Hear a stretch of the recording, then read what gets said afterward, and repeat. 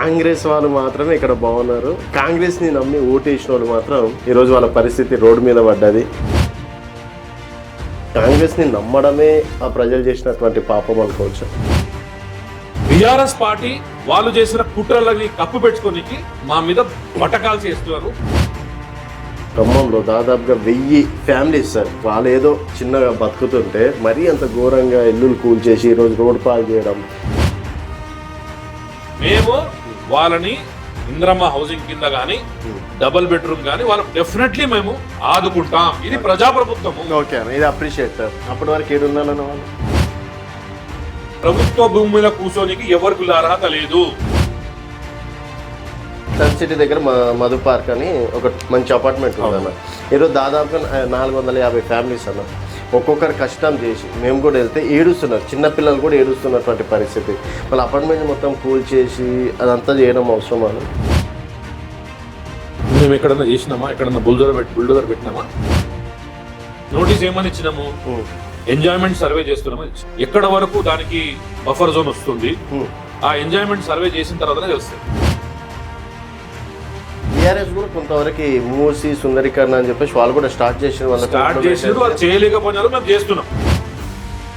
Development effect అయిన వాళ్ళకి సరి అయిన నష్టపరిహారం ఇచ్చి వాళ్ళకి ఎలాంటి ప్రాబ్లం లేకుండా చూసుకుంటాం. 5,000 కోట్లు పెట్టి ఎవరు కట్టమన్నారన్న గాంధీ విగ్రహం? ఎప్పుడు గాంధీ విగ్రహానికి 5,000 కోట్ల రూపాయలు ఖర్చు పెడుతున్నారు. మీకు కల వచ్చిందా? లేకుంటే ఆ మధురిచ్ అపార్ట్మెంట్ వాళ్ళకి కల వచ్చిందా? ఎవ్వరు ఫ్యామిలీని తీసేసి తాతను పెడతలేరు. తాత ఆల్రెడీ అక్కడ ఉన్నారు, గాంధీ గారు అక్కడ ఉన్నారు ఆల్రెడీ. వెల్కమ్ టు తెలంగాణ వెలుగు. నేను మీ రాజు. హైదరాబాద్లో ఎక్కడ చూసినా కూడా మూసి విధ్వంసం అని చెప్పేసి, అలాగే 5,000 కోట్లు పెట్టి గాంధీ విగ్రహం ఇప్పుడు ఉన్నటువంటి పరిస్థితులు అవసరమా? ఇక్కడ చూస్తే జీతాలు ఇవ్వడానికి ₹1 లేదు, 5,000 కోట్లు పెట్టి గాంధీ విగ్రహం ఎట్లా కడతారు అని చెప్పేసి ప్రతిపక్షాలు వివక్షాలు చేసినటువంటి కామెంట్స్ పైన ప్రస్తుతం మనతో పాటు మాట్లాడడానికి TPCC spoke person, Congress party senior నాయకులు నిజాముద్దీన్ గారు ఉన్నారు. నమస్తే నిజాం. నమస్తే. బాగున్నారా సార్? మీరు బాగానే ఉన్నారు సార్. ప్రజలు మాత్రం బాగాలేరు. ఏమైంది? కాంగ్రెస్ వాళ్ళు మాత్రమే ఇక్కడ బాగున్నారు. కాంగ్రెస్ని నమ్మి ఓటేసిన వాళ్ళు మాత్రం ఈరోజు వాళ్ళ పరిస్థితి రోడ్డు మీద పడ్డది. ఎగ్జాంపుల్ చూసుకున్నట్టయితే ఖమ్మంలో దాదాపుగా 1000 ఫ్యామిలీస్ సార్ భూదాన్ ఇచ్చినటువంటి ఆశలో వాళ్ళ ఇల్లు కట్టుకుంటే వాళ్ళు ఏదో చిన్నగా బతుకుతుంటే మరీ అంత ఘోరంగా ఇల్లులు కూల్చేసి ఈరోజు రోడ్డు పాలు చేయడం ఎంతవరకు కరెక్ట్ అనిపిస్తుంది సార్? అంటే కాంగ్రెస్ని నమ్మడమే ఆ ప్రజలు చేసినటువంటి పాపం అనుకోవచ్చు. నేను ఒకటే చెప్తానండి. ఖమ్మంలో సర్వే నంబర్ 147, 148, 149 హైకోర్టు ఆదేశాల మేరకు రాష్ట్ర ప్రభుత్వము ప్రభుత్వ భూముల్ని కాపాడుకోమని హైకోర్టు నుంచి ఆర్డర్ వచ్చింది. ఆ ఆదేశాల మేరకు మేము ల్యాండ్ స్వాధీనం చేసుకున్నాం. గత ప్రభుత్వం బీఆర్ఎస్ ప్రభుత్వంలో గవర్నమెంట్ ల్యాండ్ వాళ్ళ ప్రభుత్వంలో వచ్చినప్పుడు ఎంత ఉంది, ఇప్పుడు ఎంత ఉంది, ఎంత ల్యాండ్ వాళ్ళు కాపాడుకోలేకపోయినారు, వాళ్ళ స్వార్థం గురించి కళ్ళు మూసుకొని వాళ్ళ చిన్న చిన్న లీడర్లు 1,00,000కో 2,00,000కో 3,00,000కో పైసలు తీసుకొని ఆ బీదోలను తీసుకొచ్చి భూదాన్ ల్యాండ్ మీద కూర్చోబెట్టినారు. ఓకే. గత ప్రభుత్వం 2023 జూలైలో బీఆర్ఎస్ ప్రభుత్వమే, కేసీఆర్ గారి ప్రభుత్వంలోనే ఆ ల్యాండ్ మీద నుంచి కూర్చున్న వాళ్ళ బీద వాళ్ళని తీసేసి రోడ్ల పాలు చేసిన రోజులు ఉన్నాయి. మేము కొత్తగా ఏం చేయలేదు. మరి ఎందుకు బయటికి రావట్లేదు ఆ వీడియోలు కావచ్చు? అంటే ఇప్పుడు ఎట్లుందంటే సోషల్ మీడియాలో వాళ్ళు చేసే కుట్రలు, నేను ఒకటేనంటానండి, మేము ప్రజల సంక్షేమం గురించి ప్రభుత్వ భూములు కాపాడుకుంటూ మంచి ప్రభుత్వము, ప్రజల ప్రభుత్వము, ప్రజాప్రభుత్వం నడుపుతున్నాం. బీఆర్ఎస్ పార్టీ వాళ్ళు చేసిన తప్పులు, వాళ్ళు చేసిన ల్యాండ్ మాఫియా, వాళ్ళు చేసిన కుట్రలని కప్పు పెట్టుకోనికి మా మీద పటకాలు చేస్తున్నారు, బురద జల్లే ప్రయత్నం చేస్తున్నారు. మీ ప్రభుత్వమే తీసేసింది కదా, ఆ రోజు మీరు రోడ్ల పాలు చేసినారు. మేమేం చేస్తున్నాం? మేము వాళ్ళని ఇంద్రమ్మ హౌసింగ్ కింద కానీ డబుల్ బెడ్రూమ్ కానీ వాళ్ళకి డెఫినెట్లీ మేము ఆదుకుంటాం. ఇది ప్రజాప్రభుత్వము. ఇది అప్రిషియేట్. అప్పటి వరకు ఏడున్నారన్న వాళ్ళు ఇప్పుడు గతంలోనే ఆల్రెడీ 2023లో తీసేసినారు, మళ్ళా వచ్చి ప్రభుత్వ భూమి మీద కూర్చున్నారు. హైకోర్టు ఆదేశాలు వచ్చినాయి, తీసేసినాము, వేరే దగ్గర ఉండండి, అప్పటి వరకు మేము డబుల్ అదే బెడ్రూమ్ ఏమైనా ఉన్నాయి మార్గం చూపించిందా? మేము డెఫినెట్ మేము మాట్లాడి చూపించినాం, మేము క్లియర్ గా చిన్న చెప్పినాం. చిన్న పిల్లలతోటి ఈ రోజు ఇదిగోండి ఇప్పుడు ప్రభుత్వం కొండల గుట్టలలో నేను ఒకటే అంటున్నానండి, ప్రభుత్వ భూమి మీద కూర్చోనికి ఎవరికి అర్హత లేదు. ఓకే మంత్రి గాని, ముఖ్యమంత్రి గాని, లీడర్లు గాని, ప్రజలు గాని, ప్రభుత్వ భూమే. ఓకే దాంట్లో మీరు ఓటేసి గెలిపించిన తర్వాత మా బాధ్యత, ఓకే మేము కాపాడే బాధ్యత మాది. మీరు వచ్చి కూర్చున్నారు, మీకే బీఆర్ఎస్ ప్రభుత్వం తీసి పడేసింది అవును, కదా. వాళ్ళకి ఏదో మళ్ళీ ఎందుకు వచ్చినారు మీరు? సరే వాళ్ళకి ఏదో ఒకటి ఇందిరమ్మ మీకు ఇల్లులో ఇష్టం, మేము ఇస్తున్నాం అన్నమాట. డబుల్ మా బెడ్రూమ్. రాష్ట్ర మంత్రి వర్యులు పొంగిరెడ్డి శ్రీనివాసరెడ్డి గారు చాలా క్లియర్ గా చెప్పినారు, మేము గాలి గిడవము గత ప్రభుత్వం ఇచ్చినట్టు, మేము మీకు డబుల్ బెడ్రూమ్ సరే, ఇస్తాం. పంపించిన తర్వాత కూలగొడితే అయిపోయేది కదా. హైకోర్టు చిన్న చిన్న పిల్లలు ఉన్నారు, గర్భిణీ స్త్రీలు ఉన్నారు, ముసలి వాళ్ళు ఉన్నారు. నేను ఈ రోజు ఒకటే తిండికే వాళ్ళకి అంటానండి, ఇప్పుడు మేం చేస్తుంది కనిపిస్తుంది కానీ మీ వాళ్ళు కూర్చోబెట్టిందే వాళ్ళ ప్రభుత్వమే తీసి పడేసింది. అప్పుడు ఎవరు చెప్పలే కదా. ఓకే ఇలాంటి చిల్లర పనులు మేము చేయము, ఈ చిన్న చిన్న విషయంలో మేము సరే వాళ్ళ పనులు చేసినారని వాళ్ళని పక్కన కొట్టిరు కదా. పక్కన పెట్టి మార్పు రావాలని మీకు అవకాశం ఇచ్చారు కదా. 2 సంవత్సరాల నుంచి మేము చేస్తున్న పనితీరు నచ్చే తెలంగాణ రాష్ట్రంలో మాకు సర్పంచ్ ఎలక్షన్స్ లో కానీ, మున్సిపల్ ఎలక్షన్స్ లో కానీ తెలంగాణ రాష్ట్ర ప్రజలు పట్టం పెట్టినారు. కానీ బీఆర్ఎస్ కు అనుకున్న ఛానళ్ళు, యూట్యూబర్స్లు వాళ్ళు ఇదే కుట్ర ఏదనంటే వాళ్ళ భూములన్నీ ఎట్లా బయటికి వస్తాయి, వాళ్ళు చేసిన తప్పులన్నీ ఇట్లా బయటికి వస్తాయి, అదే ఆలోచనతో వాళ్ళు ముందే ఓకే సరే ఇప్పుడు మనం ప్రజల్ని మోసపెట్టే ప్రయత్నము, ప్రజల్ని తప్పుదోవ పెట్టే ప్రయత్నం చేస్తున్నారు. ఇప్పుడు మనం టోలీ చౌక్ లో ఉన్నాం. ఈ నుంచి పక్కనే సన్ సిటీ దగ్గర మధు పార్క్ అని ఒక మంచి అపార్ట్మెంట్ ఉందన్న. సో దాని మీద కావాలని కాంగ్రెస్ కండ్లు అంటే కాంగ్రెస్ కండ్లు పెట్టినందుక లేకపోతే ఇంకేందా అనేది పక్కన పెడితే ఈరోజు దాదాపుగా 450 ఫ్యామిలీస్ అన్న ఒక్కొక్కరు కష్టం చేసి మేము కూడా వెళ్తే ఏడుస్తున్నారు, చిన్నపిల్లలు కూడా ఏడుస్తున్నటువంటి పరిస్థితి. మళ్ళీ అపార్ట్మెంట్ మొత్తం కూల్ చేసి అదంతా చేయడం అవసరమా? మేము ఎక్కడన్నా చేసినామా, ఎక్కడన్నా బుల్డోజర్ పెట్టినామా? ఆల్రెడీ నోటీసులు వచ్చేసినాయి అంట కదా. నోటీస్ ఏమని ఇచ్చినాము, ఎంజాయ్మెంట్ సర్వే చేస్తున్నామని ఇచ్చినాం. ఎవరు ఓనర్ ఉన్నారు దానికి, ఎక్కడ వరకు దానికి బఫర్ జోన్ వస్తుంది, ఆ ఎంజాయ్మెంట్ సర్వే చేసిన తర్వాతనే తెలుస్తుంది. ఓకే దాదాపు 50 మీటర్లు అంటే ఏ బ్లాక్ బి బ్లాక్ అనేది ఒకటి పోతుందని చెప్పి దీంట్లో ఒక రూల్ ఉంటుందండి. బండి కింద ఉంటుంది, లో స్ట్రీమ్ అప్ స్ట్రీమ్ ఉంటుంది. ఓకే లో స్ట్రీమ్ ఏరియాలో 500 మీటర్స్ తీసుకుంటాం, నార్మల్ ప్లేస్ లో 50 మీటర్స్ తీసుకుంటాం. మూసీ ఈసా సంఘం దగ్గర మళ్ళీ 500 మీటర్స్ తీసుకుంటాం. సో ఇది ఒక రూల్, ఒక రూల్ ప్రకారమే నడుస్తుంది. మధు రీచ్ అపార్ట్మెంట్ అది బఫర్ జోన్ కింద ఉంది.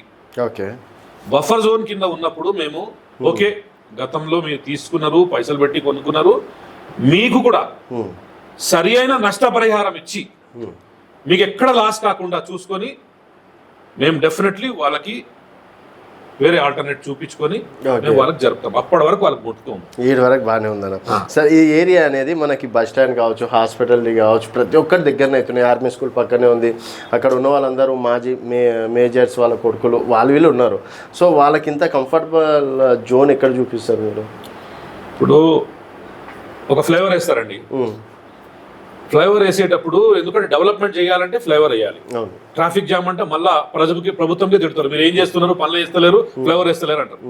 ఫ్లైఓవర్ వేసినప్పుడు చుట్టుపక్క అన్ని డెమాలిషన్ అనేది జరుగుతుంది, ల్యాండ్ ఎక్వైజేషన్ జరుగుతుంది.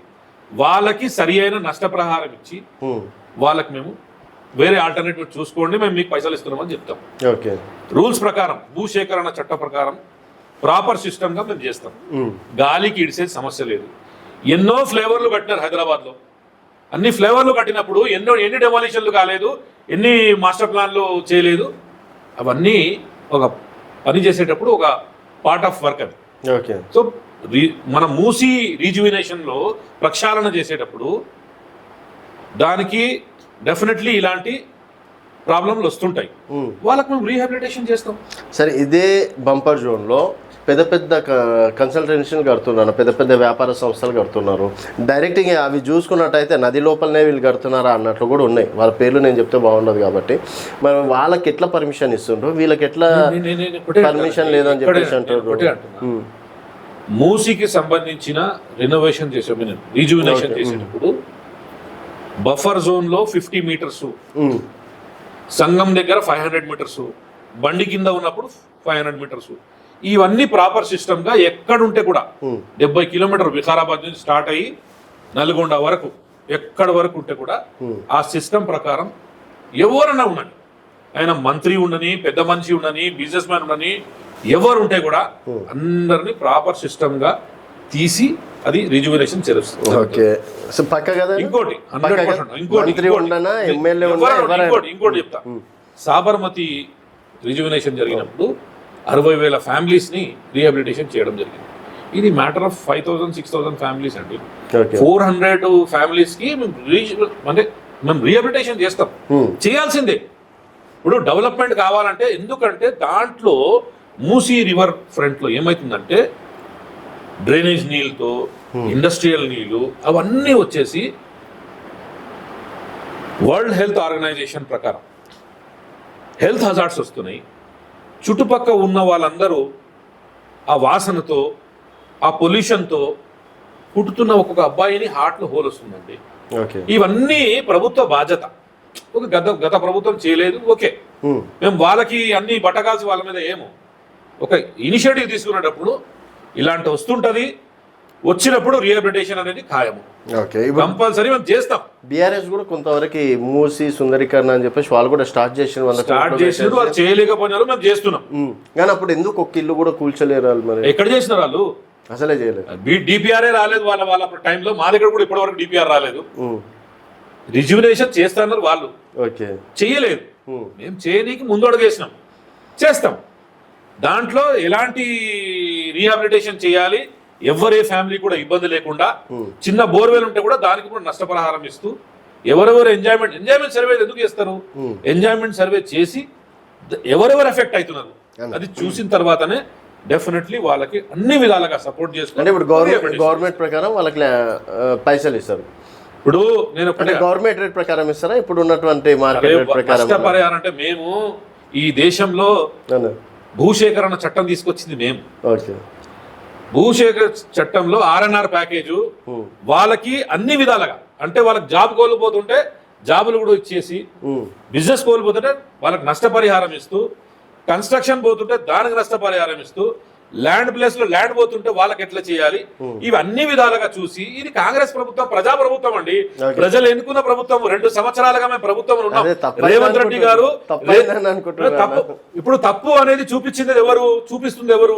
వాళ్ళ కుట్రలను కప్పిపుచ్చుకోనికి బీఆర్ఎస్ వాళ్ళ లీడర్లు, బీఆర్ఎస్ నాయకులు వాళ్ళు వెనుక నుంచి వీళ్ళకందరినీ కన్ఫ్యూజ్ చేసే ప్రయత్నం చేస్తున్నారు. ఈ మధు రీచ్ అపార్ట్మెంట్ లో ఎలాంటి కన్ఫ్యూజన్ లేదండి.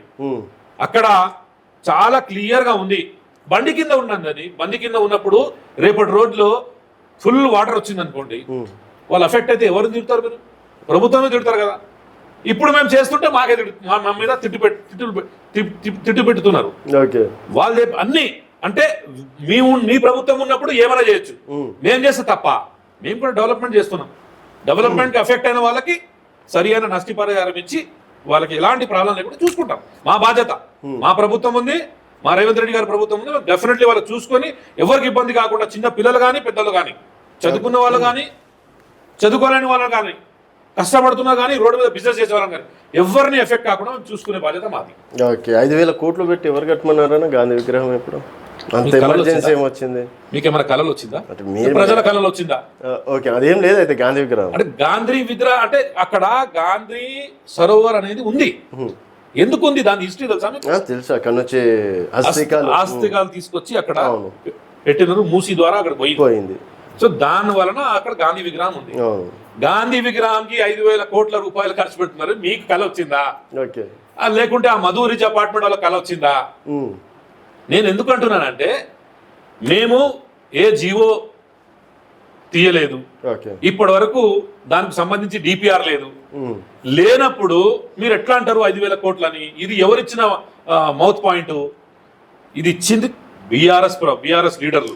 డైరెక్ట్ వాళ్ళకి వచ్చి 5,000 కోట్లతో ఇక్కడ గాంధీ విగ్రహం కడుతున్నారని వాళ్ళకి కన్ఫ్యూజ్ చేసే ప్రయత్నం చేస్తున్నారు. వాళ్ళు ఏమనుకుంటారంటే, ఇప్పుడు ఇదే కాదండి, వాళ్ళ ప్రజలే కాదు, తుషార్ గాంధీ గారు ట్వీట్ చేస్తున్నారు. ఎందుకు? ఆయనకేం తెలుసు పాపం, అక్కడ దూరంలో కూర్చొని ఉన్నాడు. అరే 400 ఫ్యామిలీలు తీసుకొని మా తాతను తీసుకొచ్చి పెడతారా అంటారు. ఎవ్వరు ఫ్యామిలీని తీసేసి తాతను పెడతలేరు. తాత ఆల్రెడీ అక్కడ ఉన్నారు, గాంధీ గారు అక్కడ ఉన్నారు ఆల్రెడీ. కానీ 5,000 కోట్లతో కడుతున్నారని ఎవరు చెప్పినారు? ప్లస్ మీకు ఇదే కాకుండా 150 ఫీట్ గాంధీ స్టాచ్యూ కడుతున్నారు, ఎవరు చెప్పినారు? ఎక్కడన్నా డిపిఆర్ ఉందా, లేకుంటే మీరేమన్నా జీవో ఉందా? ఏం లేనప్పుడు ఇది నార్మల్ సామాన్య ప్రజలకి ఎట్లా తెలుసు? ఇవన్నీ వెనుక నుంచి బీఆర్ఎస్ లీడర్ల ఫీడింగ్లు ఉన్నాయి, లేకుంటే కాదు. అన్ని ఊహగానాలు. ఇట్లా జరుగుతుంది అట్లా జరుగుతుందని ప్రజల్ని ఇబ్బంది పెట్టి మ్యాప్ వచ్చింది కదా. మ్యాప్ అంటే మ్యాప్ బఫర్ జోన్ మ్యాప్ ఉంది కదా, బఫర్ జోన్ చాలా క్లియర్ గా మేము చూపిస్తున్నాం. కావాలంటే ఆ మ్యాప్ నేను కూడా చూపిస్తాం మీకు. ఎక్కడ ఒక మ్యాప్ వచ్చింది, అది బఫర్ జోన్ కింద బండి కింద ఉందండి. ఇప్పుడు మూసీ రివర్ కి అది మీరు దానికి గాంధీ సరోవర్ అని ఎందుకు తీస్తున్నారు? మూసీ రివర్, మూసీ ప్రక్షాళన కదా. దాంట్లో నుంచే మీరు చూడండి, అపార్ట్మెంట్ లో నేను కూడా పోదాం, మీరు కూడా రండి, కావాలంటే మీ కెమెరా తీసుకొని రండి. నేను ఎందుకు చెప్తున్నానంటే ప్రాక్టికల్ గా చూడేది వేరే ఉంటది, ప్రజలని కన్ఫ్యూజ్ చేసే ప్రయత్నం వేరే ఉంటది. ఇక్కడ అది బండి కింద ఉండి 500 మీటర్స్ వస్తుంది. 500 మీటర్స్ ఇప్పుడు మూసీ దగ్గర నుంచి వస్తే ఇప్పుడు వాళ్ళు అంటారు ఇది ఎందుకు క్లీన్ చేస్తలేరు? క్లీన్ చేయనికే అమ్మా మేము వచ్చింది, ఇవన్నీ క్లీన్ చేయనికే, రిజ్యువినేషన్ చేయనికే వచ్చినాం. మాట కంటే బ్యూటిఫికేషన్ అంటారు. అరే okay by, beautification rejuvenation important కదా. సాబర్మతిలో 60,000 ఫ్యామిలీస్ ని రీహాబిలిటేషన్ చేసినారు, ఇక్కడ మేము 400 ఫ్యామిలీని తీస్తే రీహాబిలిటేషన్ చేస్తున్నాం. వాళ్ళకి నష్టపరిహారం ఇచ్చి ఎలాంటి ఇబ్బంది లేకుండా వాళ్ళకు చేస్తున్నాం. డెవలప్మెంట్ అనేది పార్ట్ ఆఫ్ డెవలప్మెంట్. కంపల్సరీ చేయాలంటే మేమున్న చేయాల్సిందే, బీఆర్ఎస్ ప్రభుత్వం ఉన్నా కూడా చేయాల్సిందే. సో ఒక రోజు వెళ్దాం మనం, మీరు కాంగ్రెస్ పార్టీ నుంచి మీరు వెళ్దాం, నేను స్వయంగా మీతో వస్తాం, మీ కెమెరా తీసుకొని రండి, డెఫినెట్లీ వస్తాం, మేము పోయి పర్సనల్ గా ఇన్స్పెక్షన్ చేద్దాం. షూర్ అన్న, అదైతే పక్కా.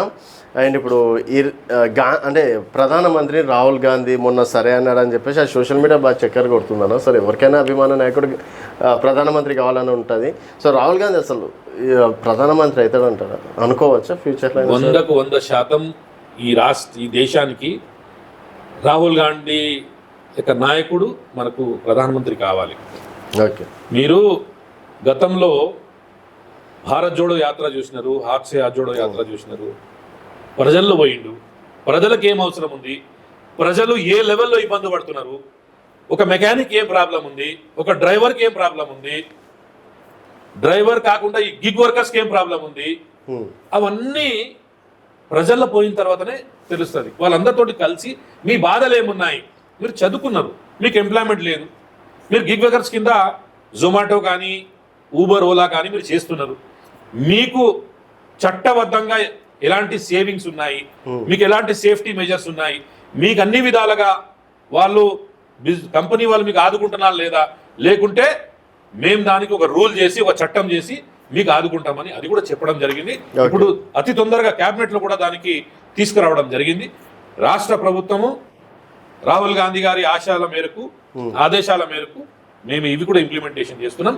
ఎక్కడెక్కడ భారత్ జోడో యాత్రలో ఫైండింగ్స్ వచ్చినాయి, ఆ ఫైండింగ్స్ ప్రకారం మేము ఇప్పటి నుంచే మా దగ్గర ఉన్న ప్రభుత్వాల్లో ఇంప్లిమెంట్ చేస్తున్నాం. రాబోయే రోజులలో ఈ దేశానికి ప్రధానమంత్రి రాహుల్ గాంధీ గారు కావాలి. నేను కాంగ్రెస్ పార్టీ అని చెప్తలేను, ఈ దేశానికి అవసరం ఉంది.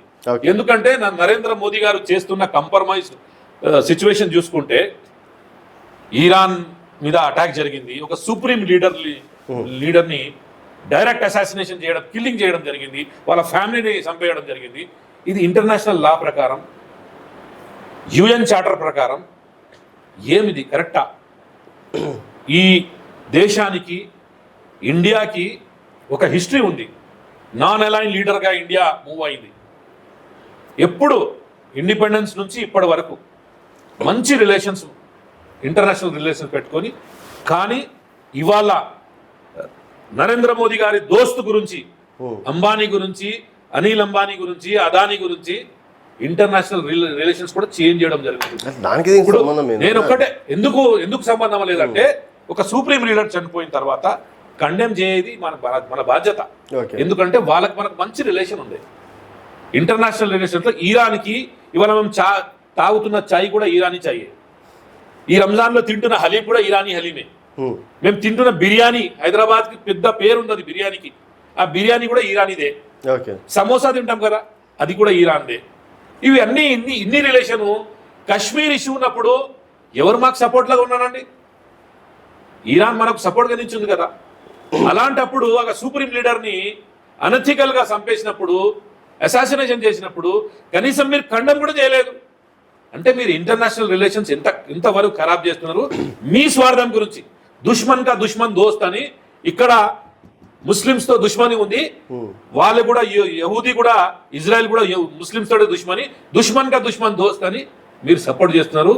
మీకు ఉన్న సంబంధాలు ఎప్స్టీన్ ఫైల్స్ లో కూడా మీరు ఇరికించుకున్నారు, అవన్నీ సంబంధాలన్నీ బయటకు వస్తున్నాయి. దానివలన మీరు ట్రంప్ కి దోస్తి, మీకు నెతన్యాహుకి దోస్తి చేస్తున్నారు, కానీ ఇంటర్నేషనల్ రిలేషన్స్ కదా కంప్లీట్ ఇప్పుడు దేశ పేరు బద్నాం చేసి పడేస్తున్నారు. ఇలాంటి టైంలో రాహుల్ గాంధీ గారు లాంటి నాయకుడు మాకు ఈ దేశానికి అవసరం. ఇప్పుడు ఇరాన్ కి మనం సపోర్ట్ చేస్తే ఇజ్రాయెల్ కావచ్చు, అమెరికా కావచ్చు, ఇట్లాంటి తోటి కూడా అదే కనీసం సపోర్ట్ అనేది కాదండి. ఇప్పుడు నేను సైలెంట్ గా ఉంటే అయిపోయాయి కదా, ఎవరితో దుష్మన్. మీరు సైలెంట్ అంటే మీ దేశంలో వచ్చేసి అమెరికా మనము ఏమంటారు మెహమాన్ అంటారు కదా, మనం వెల్కమ్ చేసినాం వాళ్ళకి, ఇరాన్ వాళ్ళకి మీటింగ్ కి మేలు పిలిపించినాము, వాళ్ళని చంపేసిండు విశాఖపట్నం దగ్గర. మీరేం చేసుకున్నారు? మీ నోరు ఎందుకు మూసుకున్నారు? అడగాలి కదా, మీరు చెప్పాలి కదా. శాంతియుత చర్చలు అంటే మీ ఏరియాలో మీ పర్మిషన్ లేకుండా ఆయన వచ్చేసి మీ ఏరియాలో చంపేసిన తర్వాత ఏం శాంతియుత చర్చలు? ఇప్పుడు మేము ఒకటే అంటున్నామండి, ఇంటర్నేషనల్ రిలేషన్స్ మీరు కంప్లీట్ చేంజ్ చేస్తున్నారు. ఇదే కాకుండా మీరు ఓన్లీ దుష్మన్ కా దుష్మన్ దోస్త్ అని మీ దోస్తీ గురించి, మీ స్వార్థం గురించి, మీ అంబానీ గురించి, మీ అనిల్ అంబానీ గురించి, మీ అదానీ గురించి, మీ బిజినెస్ గురించి ఇంటర్నేషనల్ లో రిలేషన్స్ అంతా కూలగొడుతున్నారు. రాబోయే రోజులలో ఈ దేశానికి చాలా ఇబ్బందులు వస్తాయి. ఇవన్నీ చూసుకోవాలి. ఒక ప్రభుత్వం, ఒక ప్రధానమంత్రి ఉన్నప్పుడు అన్ని విధాలుగా చూసించి మనకు రిలేషన్ ఇంటర్నేషనల్ ఎట్లా మెయింటైన్ చేసుకోవాలి, దేశంలో ఎట్లా నడుపుకోవాలి, ఇవన్నీ కావాల్సింది. మన దేశంలో ఆయన వచ్చేసి చంపడం ఏందండి? ట్రంప్ అంతనా మన దేశంలో వచ్చి చంపడానికి? 80 మంది కన్నా పై నేవీ ఆఫీసర్ చచ్చిపోయినారు. ఎవరు బాధ్యత దీనికి? ఓకే, ఇప్పుడు ఇంకోటి, అరబ్ కంట్రీస్ లో అంతా వాళ్ళు ఎయిర్ బేస్ ఇయ్యడానికి రెడీ లేరు, అమెరికాకి, ట్రంప్ కి, వాళ్ళకి, మన నెతన్యాహుకి. ఇప్పుడు న్యూస్లలో వస్తుంది ఎయిర్ బేస్ ఇప్పుడు ఇండియా ఇవ్వబోతుంది ఇరాన్ ని కొట్టడానికంటే. ఖండించారు. అది ఫేక్ న్యూస్, మేము ఎవరికి ఈరోజు మనము ఇరాన్ తోటి మంచి సంబంధాలు ఉన్నాయి. ఈ రోజు అన్నారు మేము అట్లాంటివి ఏం చెయ్యట్లేదు పరిస్థితుల్లో ఖండిస్తున్నాం. ఇరాన్ ని కూడా ఖండించారు, దాడిని కూడా ఖండించారు. సుప్రీం లీడర్ అరే ఇన్ని రోజుల 4-5 రోజులు అయిపోయాయి ఆయనకు అసాసిన్ చేసి ఫ్యామిలీ చనిపోయాడు. ఒక మానవత్వము మినిమం బేసిక్ కట్టేసి, మినిమం బేసిక్ రెస్పాన్సిబిలిటీ అండి మీరు ఖండించాలి కదా. ఒక ప్రధాన సుప్రీం లీడర్ అండి, సుప్రీం లీడర్ 30 సంవత్సరాల నుంచి ఇరాన్ కు సుప్రీం లీడర్ భారత్ తరపున ఖండించారు. ఎప్పుడు అండి ఇవాళ ఖండించారు? ఎవరో ఏదో కార్నర్ లో ఖండిస్తే కాదు, ప్రధానమంత్రి గారు ఆయన నోటి నుంచి చెప్పిండా, ఫారెన్ మినిస్టర్ గారు చెప్పిండ్రా, ఫారెన్ మినిస్టర్ మన దేశంలోనే వచ్చి 80 మందిని నేవీ ఆఫీసర్స్ చంపేసినారు, మీరు దాన్ని ఖండించినారా? లేదు. మీ స్వార్థం ఉంది, ట్రంప్ తోటి మీకు దోస్తీ ఉంది, నెతన్యాహు తోటి మీకు దోస్తీ ఉంది. మీ ఉన్న దోస్తీ, మీ ఉన్న బిజినెస్ రిలేషన్ మీ దేశాన్ని ఇబ్బంది పెడుతున్నారు, రిలేషన్స్ ఖరాబ్ చేస్తున్నారు. ఇది మంచిది కాదు. నరేంద్ర మోదీ గారు చాలా సందర్భాల్లో వెళ్ళి వాళ్ళిద్దరు ఈ చేసిండ్రు. మోదీ గారు పోయి వచ్చిన వెంటనే వార్ స్టార్ట్ అయింది. అయిన వెంటనే ఓకే, నుంచి అది నడుస్తూనే ఉంది. అది ఇరాన్కి అది నడుస్తుంటే ఇప్పటి వరకు ఎన్నో ప్రధానమంత్రి గారు మన ఈ రాష్ట్ర దేశానికి వచ్చినారు. అందరూ కూడా ఫలస్తీన్ జెనోసైడ్ ని అపోజ్ చేసినారు. తప్పు, జెనోసైడ్ చేయడం మంచిది కాదు. చిన్న చిన్న పిల్లలనండి. ఇప్పుడు ఇదే కాకుండా family complete supreme leader family assassination చేసినారు. 180 చిన్న పిల్లలండి స్కూల్ మీద అటాక్ చేస్తారా? అదైతే అరే ఏ వారు ఉంటే కూడా ఎథిక్స్ ఉంటాయండి, రూల్స్ ఉంటాయి. ట్రంప్ కి సిగ్గు లేదు, మీకు లేదా? నెతన్యాహుకు లేదు, మీకు లేదా? ఖండించాల్సింది కదా. మీ దగ్గర చిన్న పిల్లలంటే ఇరాన్ పిల్లలా, నెతన్యాహు పిల్లలా, ట్రంప్ పిల్లలా, ఇండియా పిల్లలా? చిన్న పిల్లలంటే కనీసం మీకు పిల్లలు లేదు కదా, మీకు బాధ ఎందుకు ఉంటుంది? మాకు పిల్లలు ఉన్నారు, మాకు బాధ అనిపిస్తుంది. చిన్న పిల్లలు, స్కూల్లో పిల్లలు, వాళ్ళకి చంపేసినారు, వాళ్ళ మీద అటాక్ చేసి చంపించినారు. కనీసం దానికన్నా ఉండాలి, అదన్నా ఖండించాలి. ఏం లేదు మేము ఏదో ఖండించిన ఒక కారణంలో ఏదో మాటకి చెప్పేసినామంటే కాదు. ఎవ్రీ సిచ్యువేషన్ కు స్టాండ్ తీసుకోవాల్సి వస్తుంది. ఒక ప్రధానమంత్రి, ఇంత పెద్ద దేశం, ఇంత పెద్ద మనకు లీడర్షిప్లు ఉన్నాయి, ఇంత ఉన్న తర్వాత కూడా మీరు ఖండించకుంటే, దాని మీద మాట్లాడకుంటే ఎందుకు మీరు నోరు ఓపెన్ చేస్తలేరు? మీకు ట్రంప్కి నెతన్యాహుకు ఉన్న రిలేషను, సత సంబంధాలు, ఇంటర్నల్ ఏమేమి ఉన్నాయి, ఎప్స్టీన్ ఫైల్స్ లో ఇంకా బయటికి ఏం రావద్దు, ఇంకేమి ఉన్నాయి, అవన్నీ దానికి మీరు నోరు మూసుకొని ఉన్నారు. ఓకే, సో ఇప్పుడు మన తెలంగాణకు వచ్చేద్దాం సార్. ఇప్పుడు అంటే ఖమ్మం బాధితులకైతే న్యాయం జరుగుతుంది అనుకోవచ్చు? డెఫినెట్లీ జరుగుతుంది, పక్క 100% జరుగుతుంది. కానీ ఇప్పుడు ప్రజలు కూడా ఆలోచించుకోవాలి. రేపటి రాబోయే రోజుల్లో కూడా ప్రభుత్వ భూములలో ఎప్పుడు కూర్చోవద్దు. ఓకే, మీకు లేదంటే మేము ఇందిరమ్మ హౌసింగ్ స్కీమ్ ఇచ్చినాం కదా, మీరు పథకాల గురించి పెట్టుకోండి. మీరు పెట్టుకుంటే మేము ఇస్తాం మీకు. ఈ మధు పార్క్ ఒక కూడా అసెంబ్లీ కాన్స్టిట్యున్సీకి 3500 ఇల్లు ఇస్తున్నాం అని చెప్తున్నాం. ఈ మధు పార్క్ కూడా రానికి రెడీ కదా కాంగ్రెస్ ప్రతినిధి? నేను వస్తానండి, మీరు నాకు చెప్పండి, నేను వస్తాను పర్సనల్ గా. 500 మీటర్స్ ఉందా లేదా, బఫర్ జోన్ ఉందా లేదా చూపిస్తాను. ఇంకోటి ఇప్పుడు కవిత గారి ఇష్యూలో లిక్కర్ విషయంలో కోర్టు కూడా క్లీన్ చిట్ ఇవ్వడం అనేది జరిగింది. సో ఇక్కడ అరవింద్ కేజ్రీవాల్ కావచ్చు, మనీష్ సిసోడియా కావచ్చు, కవిత గారు కావచ్చు, ఎటువంటి చెయ్యలేదు అని చెప్పేసి కూడా చెప్పడం అనేది జరిగింది. దీన్ని ఏ విధంగా చూస్తారు మీరు? మేము ఒకటే అంటామండి, ఈ దేశంలో బీజేపీ ప్రభుత్వం ఉంది, కానీ ఈ దేశ క్యాపిటల్లో ప్రభుత్వం వాళ్ళకి లేదు. లేనప్పుడు వాళ్ళ ప్రభుత్వం ఎట్లా తీసుకురావాలి? అరవింద్ కేజ్రీవాల్ గారు 10 సంవత్సరాలుగా ముఖ్యమంత్రిగా ఉన్నారు. మనీష్ సిసోడియా గారు ఒక ఎడ్యుకేషన్ మినిస్టర్గా ఉన్నారు. మంచి స్కూల్స్తో, మంచి ఎడ్యుకేషన్తో ఆయన ముందుకు వెళ్తున్నారు. ఇది బీజేపీ బీఆర్ఎస్ చేసిన కుట్ర. ఇక్కడ కవిత గారు ఉన్నారు కదా? అవునండి, ఇక్కడ కవిత గారు ఉన్నారు. అది కూడా నేను చెప్తా మీకు. ఓకే, ఢిల్లీలో ప్రభుత్వం, బీజేపీ ప్రభుత్వం తీసుకురానికి, కేజ్రీవాల్ని పక్కకు పెట్టడానికి, వాళ్ళ ప్రభుత్వం లేకుండా బీజేపీ ప్రభుత్వం తీసుకురానికి వాళ్ళు ఆడిన కుట్ర. అదే కుట్రలో భాగంగా కవిత కూడా ఇరికించుకున్నారు. ఓకే, నేను ఇక్కడ ఏంటంటే అరవింద్ కేజ్రీవాల్కి కేసీఆర్ గారికి మంచి రిలేషన్ ఉంది, మంచి దోస్తాను అనుకోవచ్చు. అట్లాంటిది వాళ్ళు అరెస్ట్ అయిన తర్వాత కూడా చాలా సందర్భాల్లో కేసీఆర్ గారే డైరెక్ట్ ఖండించడం అనేది జరిగింది. అయినా బీజేపీ కోసం ఇది ఎందుకు ఇదంతా చేస్తారనుకో? 10 సంవత్సరాల కాలంగా దోసుకున్న పైసలు ఉన్నాయి కదా, బీజేపీ ఇట్లా వేలు పెడుతుంది. కేసీఆర్ గారు మీరు కానీ దీంట్లో సపోర్ట్ చేయకుంటే మీకు కూడా లోపడేయాల్సి వస్తుంది, ప్రభుత్వం మాది ఉంది. బీజేపీ ఏం జరుగుతుందండి ఇప్పుడు? లిక్కర్ స్కామ్ అనేది ఏంది? సిబిఐ ఇచ్చిన రిపోర్ట్ ప్రకారం, ఈడీ ఇచ్చిన రిపోర్ట్ ప్రకారం కాంగ్రెస్ పార్టీ కూడా ఆ రోజులలో చెప్పింది దీని మీద యాక్షన్ తీసుకోవాలి. ఎస్, ఎందుకు చెప్పినాము? ఇండిపెండెంట్ ఇన్స్టిట్యూషన్స్ చెప్పినారు, కంపల్సరీ దానికి యాక్షన్ తీసుకోవాలని చెప్పినాం. ఎలక్షన్స్ గురించి అది స్టంట్. ఎలక్షన్స్ అయిపోయింది, వాళ్ళ అవసరాన్ని తీరింది, ఢిల్లీలో వాళ్ళ ప్రభుత్వం వచ్చింది, మళ్ళా క్లీన్ చిట్ ఇచ్చేసినారు. అంటే ఈడీని, సిబిఐని, ఏసీబీని, లాస్ట్లో ఎలక్షన్ కమిషన్ని కూడా అందరినీ వాడుకొని కుట్ర చేసి ఢిల్లీలో బీజేపీ ప్రభుత్వం వచ్చింది. ఇప్పుడు మీరంటారు కవితకేం సంబంధం? అదే కదా, బీఆర్ఎస్కి బీజేపీకి సంబంధాలు ఉన్నాయి, బీఆర్ఎస్కి కేజ్రీవాల్కి సంబంధాలు ఉన్నాయి.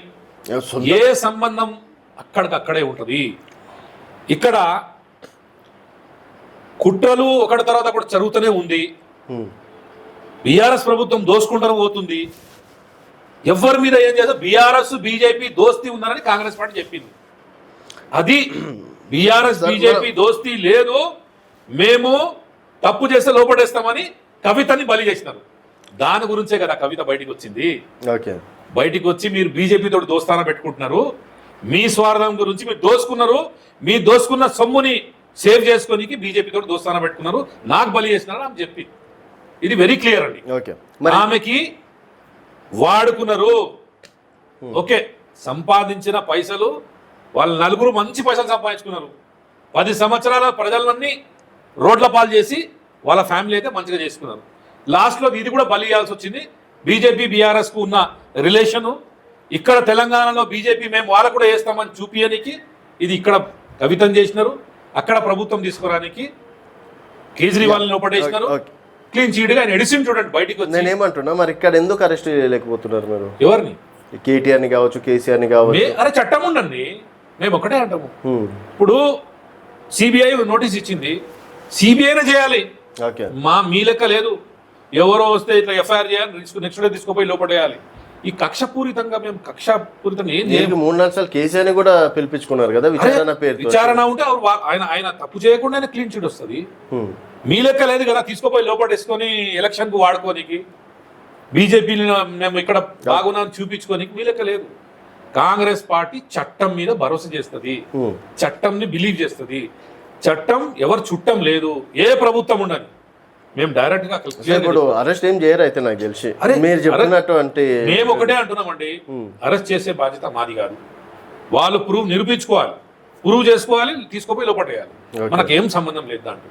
కక్షపూరితంగా మన రేవంత్ రెడ్డి గారికి ఇంట్లో నుంచి లేపుకున్నట్టు ఉండాలంటే అది ఎలక్షన్ గురించి లేపుకున్నారు. అది మీరు ఎలక్షన్ మైండ్ లో పెట్టుకొని పనిచేస్తారు కదా, మేము ప్రజల మైండ్ లో పెట్టుకొని. చాలా సందర్భాల్లో మీరు కూడా అన్నారు కదా అరెస్ట్ అవుతారు. తప్పు చేస్తే అరెస్ట్ అవుతామని చెప్తున్నాము. తప్పే వాళ్ళు ఏం తప్పులు చేయలేరా? అరే తప్పు చేయలేరు మేము ఎందుకు చెప్తాము? అది చట్టం చెప్పాలి. చట్టంలో ఉంది కదా, సిబిఐకి ఇచ్చినాం కదా, ఈడీ వాళ్ళు చేయాలి, వాళ్ళ దగ్గర ఉన్నాయి. వాళ్ళ ఏం ఇప్పుడు ఒకవేళ వాళ్ళు అరెస్ట్ చేయకపోతే కేసీఆర్ గవర్నమెంట్ ఏం తప్పు చేయనట్ట? బీజేపీ గవర్నమెంట్ ఉందండి సెంట్రల్ లో. సిబిఐ ఎవరి చేతిలో ఉంది? రేవంత్ రెడ్డి గారి చేతిలో ఉందా? సెంట్రల్ లో ఉంది. ఈడీ ఎవరి చేతిలో ఉంది? వాళ్ళ చేతిలో ఉంది. వాళ్ళే చేయాలి, వాళ్ళే అరెస్ట్ చేయాలి. అన్ని ఏం చేస్తే కూడా మేము ఏసీబీ ఇచ్చినాం అనుకోండి, సిబిఐ వచ్చి మళ్ళీ ఇంకో నోటీస్ ఇస్తుంది, ఈడీ వచ్చి ఇస్తూ ఆ ఫైల్ అన్ని వాళ్ళు తీసుకోపోతారు. So end of the day ఒక ముఖ్యమంత్రిగా 10 సంవత్సరాలు ఈ రాష్ట్రానికి పనిచేసిన తర్వాత, మంత్రిగా ఒక 10 సంవత్సరం పనిచేసిన తర్వాత సెంట్రల్ గవర్నమెంట్ యాక్షన్ తీసుకోవాల్సి వస్తుంది. ఇండిపెండెంట్ ఇన్స్టిట్యూషన్స్ వాళ్ళ దగ్గర ఉన్నాయి, వాళ్ళ ఇన్స్టిట్యూషన్స్ ద్వారానే ఈయనకు లోపటేసుకోవాలి. కానీ మేము కక్షపూరితంగా ఎవ్వరు ఏం కక్ష అండి? ప్రజలే తన్ని ఫామ్ హౌస్ లో కూర్చోబెట్టినారు.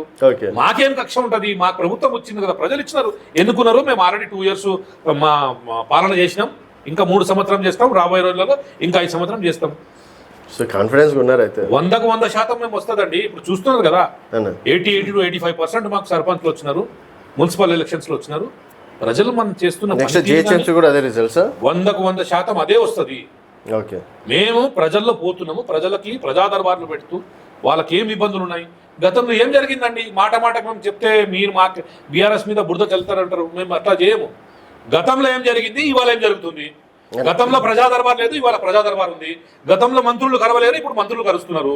గతంలో ఎమ్మెల్యేలు కలవలేరు, ఇప్పుడు ఎమ్మెల్యేలు కలుస్తున్నారు. మేము ప్రజాపాలన చేస్తున్నాం. 100% ప్రజాపాలన అంటే ప్రజాపాలన, ప్రజా సంక్షేమమే చేస్తాం. సరే, అది జనాలు చెప్తారు అన్న, కింద కామెంట్ రూపంలో జనాలే చెప్తారు. కాంగ్రెస్ ప్రభుత్వం గురించి రేపు రానున్న ఎలక్షన్స్ నిదర్శనం అని చెప్పేసి కూడా చెప్తారు. డెఫినెట్లీ అండి. మీరు చూసిన లాస్ట్ టైం కూడా ఇదే చెప్తే, సర్పంచ్ రావంటే సర్పంచ్లు వచ్చినాయి, మున్సిపల్ ఎలక్షన్స్ రావంటే మున్సిపల్ ఎలక్షన్స్, ఇప్పుడు జిహెచ్ఎంసీ కూడా అట్లానే జరుగుతుంది. ఏం టెన్షన్ లేదు దాని. ఓకే అన్న, సో కలుద్దాం అన్న, త్వరలో అక్కడనే కలుద్దాం అన్న. థ్యాంక్ యూ అన్న, thank you so much. So ఇది నిజాముద్దీన్ గారితో స్పెషల్ చిట్ చాట్. మరొక గెస్ట్ మళ్ళీ కలుద్దాం. చూస్తూనే ఉండండి తెలంగాణ వెలుగు.